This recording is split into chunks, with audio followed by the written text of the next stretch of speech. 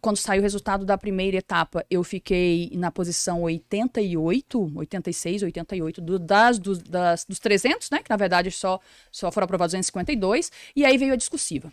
Aí terminou a prova, fomos estudar para a prova discursiva. Detalhe, a prova discursiva, e eu gosto muito de contar isso, porque é uma experiência muito boa para quem vai fazer discursiva. A prova discursiva, eu não tinha medo. Eu tinha medo só de não saber o assunto. Porque eu sabia escrever. E aí eu fui fazer a prova. Eu fui fazer a prova discursiva tendo estudado todo o conteúdo, só que tinha um conteúdo que eu não tinha estudado. Não estudei para objetiva e também não estudei para discursiva, que era um conteúdo de auditoria governamental. Porque na nossa prova não caiu auditoria governamental, só caiu auditoria. Eu já tinha estudado tudo quando saiu o edital. Todo auditor já tinha estudado. Aí, a ESAF colocou um último ponto lá, chamado auditoria governamental.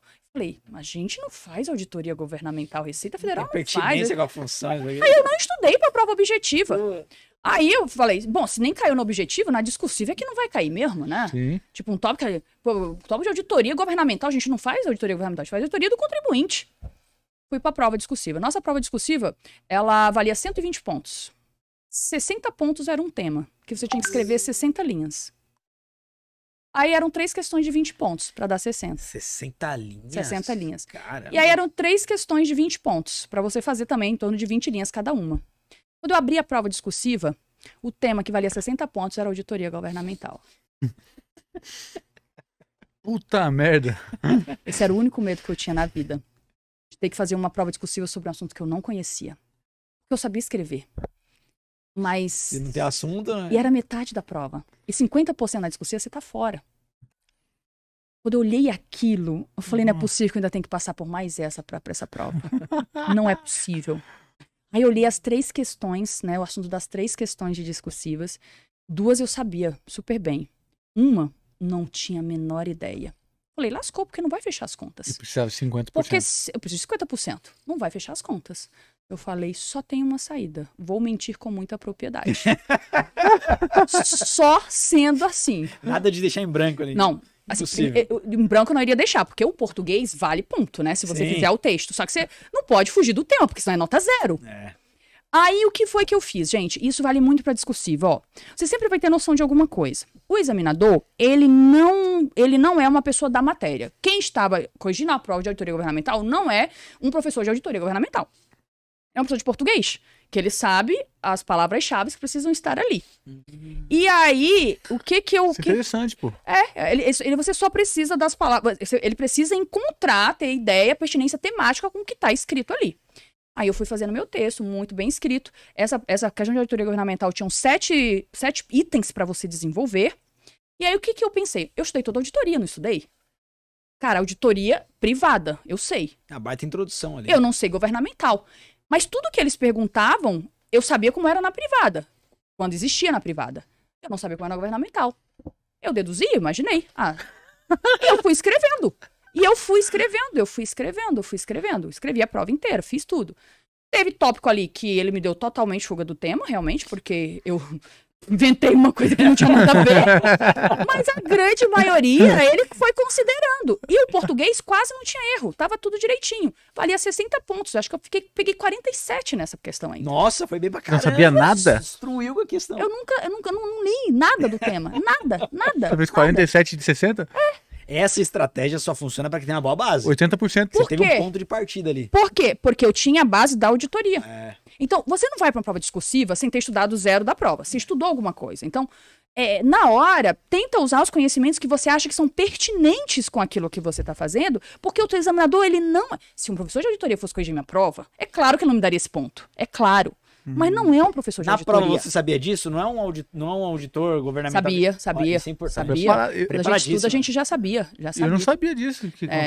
O cara de português, o cara de português. Porque eu fiz curso de discursiva, né? Então, o curso de discursiva, o professor fala, eles vão analisar a proposta temática, vai ter as palavras-chave, eles vão querer encontrar isso lá. Então, é mais fácil. Chegou na questão lá que eu disse que eu não sabia nada, eu lembro até hoje, ela pedia, era algo sobre o ágil na emissão de ações. O que é isso, gente? Faço a menor ideia. Aí esse era assim, do tipo assim, esse eu não tinha nem no auditoria, eu pelo menos sabia o que era auditoria privada. É um gancho. A única coisa que eu sabia o que era ágil. Porque eu estudei na contabilidade, nem foi na legislação tributária que estava pedindo ali. Eu sabia o que era ágil, só isso. Na emissão de ações, como funciona? Não tinha a menor ideia, eu não tinha ouvido falar. Aí vem a prova, valia 20 pontos a questão, 3 perguntas. A primeira perguntava, conceito de ágil. Eu falei, vou ganhar. Uma eu vou ganhar.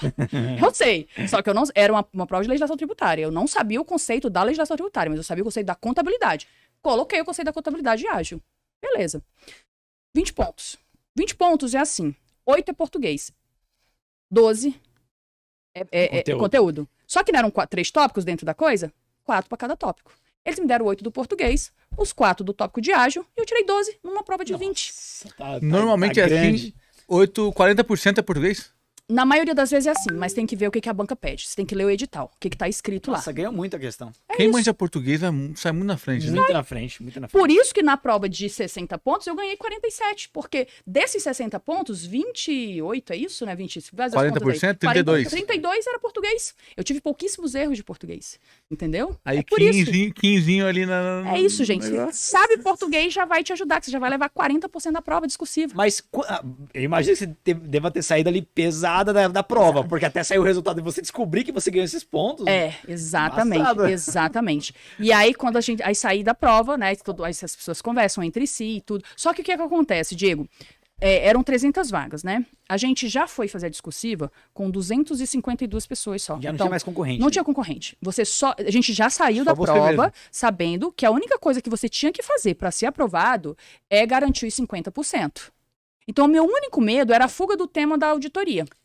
Por quê? Eu sabia que com o português eu garantiria os 40, ou quase isso. E eu sabia as 2 questões inteiras, as outras 2 que eu não falei delas, eu sabia elas. Então eu tiraria, se não os 20 pontos, tiraria próximo disso. Como de fato eu tirei. Então, assim, no final das contas, a minha média ficou da discursiva ficou entre uma das 10 melhores do meu concurso. E aí eu ganhei várias posições. Aí eu vim de 80 e pouco para 60 e pouco, né? Mas aí já é só firula, porque você já estava aprovado mesmo, né? Mas adianta muito, porque a Receita Federal, pela sua colocação, você escolhe a vaga, né? Ao invés de ser a 80 e pouco a escolher, eu fui a 60 e pouco, né? Ganhei. 20 pessoas. 20 pessoas para não atrapalhar minha vida e escolher a cidade que eu queria ir, né? Mas então, a sua história foi legal porque, assim, muita intensidade quando saiu o edital da Receita. Você entendeu que era o concurso da sua vida e, como você destacou, não foi uma pressão negativa, foi uma pressão positiva. Sim. Você chegou gigante ali.